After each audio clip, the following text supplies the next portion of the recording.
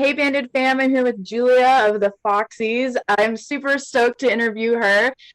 She's the sweetest, and she has kind of become I'm gonna go ahead and say a viral sensation on TikTok. Yes, the queen of Reels and TikTok is what I'll go ahead and dub you. Yeah, I first became aware of you guys because one of my friends shared a like reel of you guys doing trying to like promote your single to get it out.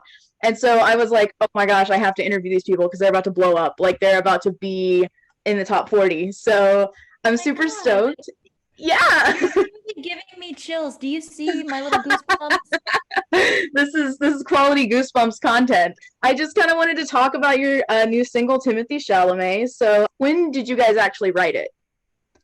We wrote Timothée Chalamet. I want to say it was like 2 Junes ago. Almost 2 moons ago. Many moons.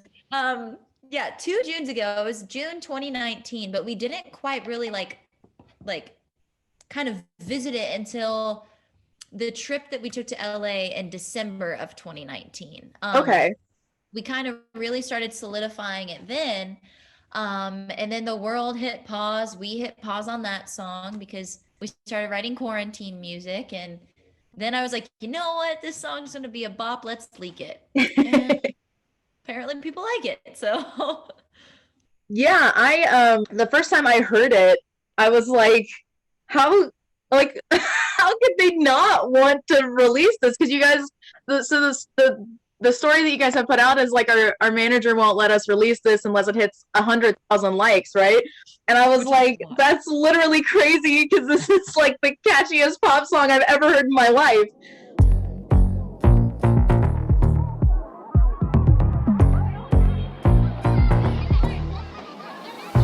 I get lost in the look on your face, so when you talk to me like Timothée Chalamet, when I'm dreaming, when I'm awake, I need somebody like you, oh Timothée Chalamet.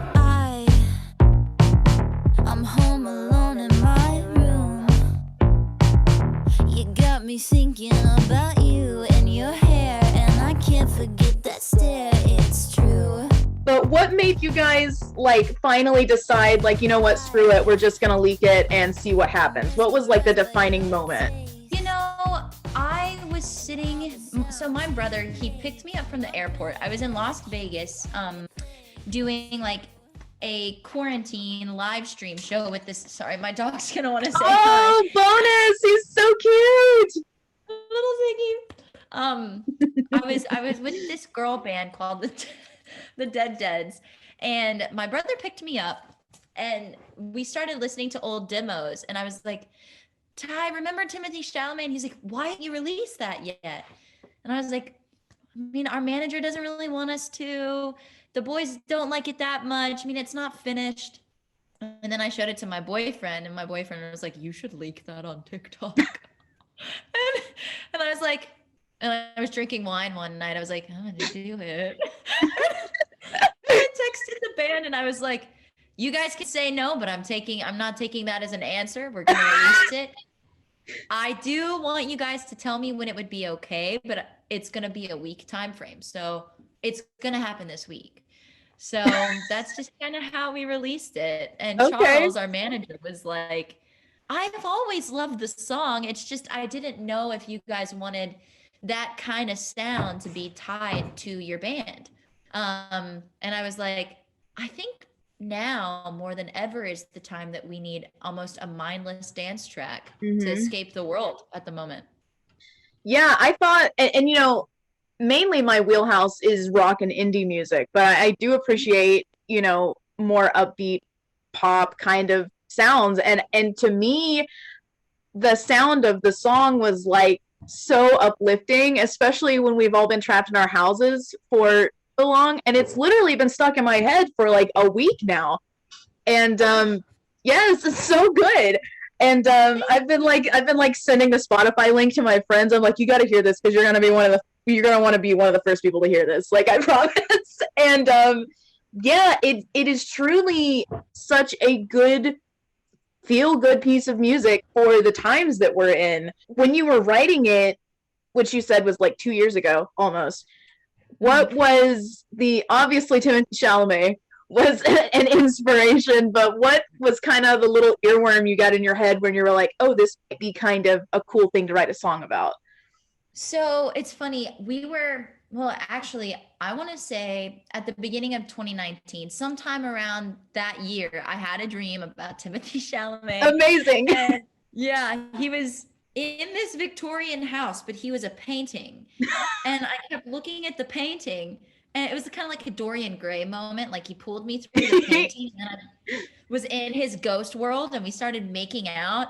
Wait. And then yeah. And then I woke up and I was so sad and I was like, oh shit. So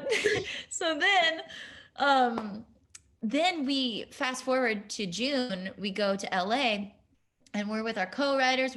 We're with Sean Silverman and Jordan Toff. He is also knows or goes by Windsor Music. He had a booklet of song titles and he started reading them out, and then it said Timothée Chalamet, and I was like, we're writing a song about Timothée Chalamet today, boys. And Sean was like, okay, well, you do realize that if we open up this door, we're going to have to do it the right way because it could easily be cheesy. And I was like, there's no turning back. We got to do it the right way. And that's kind of how it happened.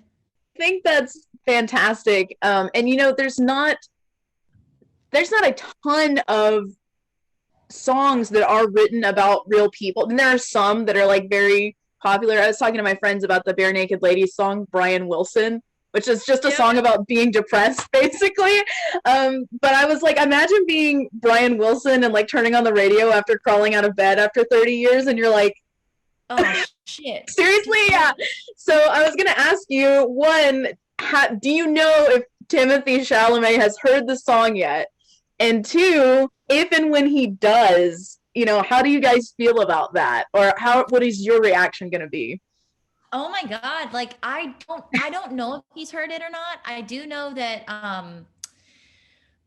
hopefully he'll hear it soon. just, you know, we're trying to work it at all angles where we like, okay, who knows somebody who knows somebody who knows Timothy? Like, that's what we're trying to go for. And, you know, we hustle. So it's like, we're going to find a way to get him to hear it. Cause we want him to. But the day he does hear it, I will be very, very stoked. And I'll be like, hey, Timmy, want to go to like a Victorian house and just look at some art? For no reason. Don't mention, don't think about it too much. Yeah. I get lost in the look on your face, so when you talk to me like Timothée Chalamet, when I'm dreaming, when I'm awake, I need somebody like you, oh Timothée Chalamet. I get lost in the look on your face, so when you talk to me like Timothée Chalamet, when I'm dreaming, when I'm awake, I need somebody like you, oh Timothée Chalamet. That's so funny. I love that that's from a dream, because I read recently that like people have been having, and I know you said this was before quarantine, but during quarantine, people have been having like these insane dreams because they're like sleeping more and their brains are like super stressed and overworked. So they're coming up with crazy stuff in their subconscious. And the first week of quarantine, I had this dream that I was in a theater with my friend and we were watching like, I think Return of the Jedi, something that we shouldn't have been able to see in the theater. And we were sitting next to David Bowie, and I was like, dude, like, David Bowie's here, and he's alive, like, look. And she was like, leave me alone. And I was like, David Bowie is literally sitting next to us. And then the end of the dream was David Bowie turning and punching me in the face. And to date, it's the strangest dream. And that was the first dream I had in quarantine. And I was like, I have to like, this has to become like a short film or something because it is so out of control. That cracks me up. I believe that though. Like, quarantine definitely is giving people weird dreams. I had a dream that I was in a bathtub with Will Ferrell and Machine Gun Kelly, and we were playing Connect 4. I'm not gonna lie. I posted that on my Instagram, and Machine Gun Kelly reposted it and said, he said, "What an imagination." And I was like, You were like,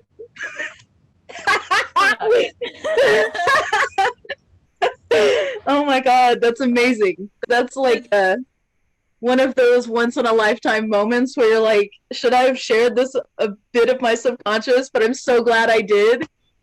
so glad I did. And I've had so many more with him in it. And it's Will Ferrell. I'm like, what is this telling me? Well, I'm so glad that you converted that little bit of your subconscious into music, because I know I appreciate the song so much, and everyone I've showed the song to is like, this is a bop. It makes me feel so good. I'm going out on the town. I'm gonna get real loud, so I drown out the sound of you in my room. So you said that you weren't sure that you wanted to go with that style. What would you describe your overall style as, as Foxies? You know, it's funny. We've been kind of coining the term glitter punk for a while, because it's like, it's shiny, but it's edgy and it's gritty. And especially like whenever we play live, that's when it starts to click for people. We have such a risque, tongue-in-cheek show. Like, you don't know whether I'm gonna kiss you or spit on you. It's one of those things, which kind of sucks now, because it's like, can I spit on people? Like, you're not allowed. COVID, I can't spit on anybody. But I'm like, yeah. But it's really like that. And I think what Charles was getting at with that song was, our manager, what he was getting at was, because it is such a mindless bop. It's like, it's a mindless bop. He was like, all of our songs are very, very deep. And we, the songs that we're going to be releasing this year, because we're going to be releasing a lot, all of them are deep, but they shed a light on deep things to talk about. Like, I deal with OCD, intrusive thoughts, so all these songs coming up are going to be kind of about that, but it's more on like the brighter side of that kind of subject. So I think that's what he was getting at with this. But the Timothée Chalamet song, honestly, even though it sounds like a mindless bop, it kind of does have a deep meaning to it. It's kind of basically just about like accepting who you are and loving who you want to love. And the bridge kind of says it pretty well. It's like, pretty people doing pretty things, and pretty cars and pretty bars. And at first it was pretty boys and pretty girls doing pretty things in a pretty world.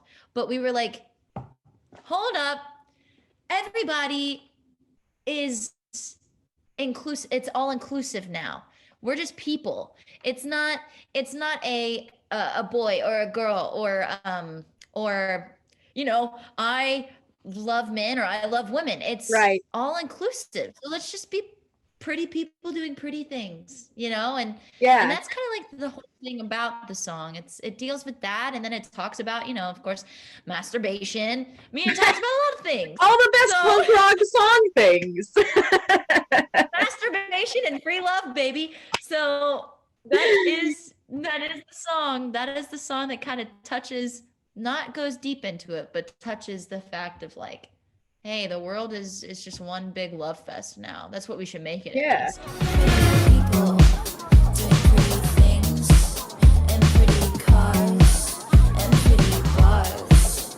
Pretty people doing pretty things and pretty cars and pretty bars.